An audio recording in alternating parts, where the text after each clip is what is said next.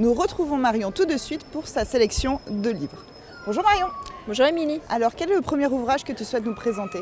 Donc, le premier ouvrage est un livre de Paul Bloas intitulé Les Seigneurs aux éditions Dialogue, paru à l'occasion d'une exposition organisée dans la ville de Saint-Gratien qui s'est tenue du 3 octobre au 7 décembre dernier.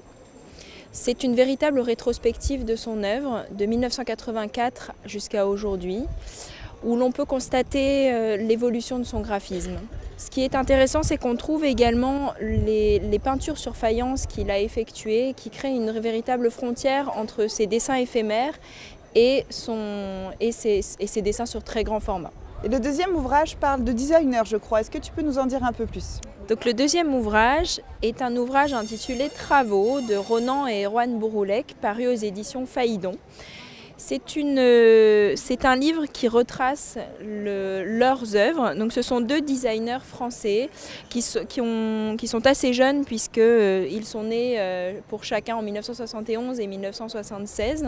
Ils se sont fait connaître dans les années 90 et continuent à inventer des œuvres exceptionnelles. C'est un livre passionnant pour les amateurs d'art, mais également pour les jeunes étudiants en design ou les professeurs d'art et de design. Et enfin, pour terminer, quel est ton troisième livre? Alors, on reste encore dans un livre d'art, c'est la photographie.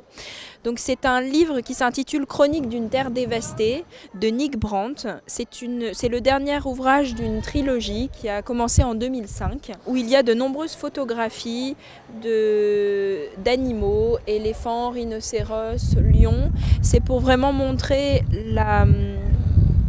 le trafic qui peut être engendré par les tueries des éléphants pour leurs ivoires, des lions pour leurs os, leurs dents, etc.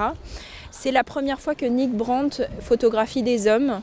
Donc, ces hommes font partie de sa fondation qui s'appelle Big Life Foundation, qui est une fondation qu'il a créée en 2010 pour protéger les écosystèmes vitaux au Kenya et en Tanzanie. Donc un beau livre de photographie, Chronique d'une terre dévastée de Nick Brandt aux éditions de La Martinière.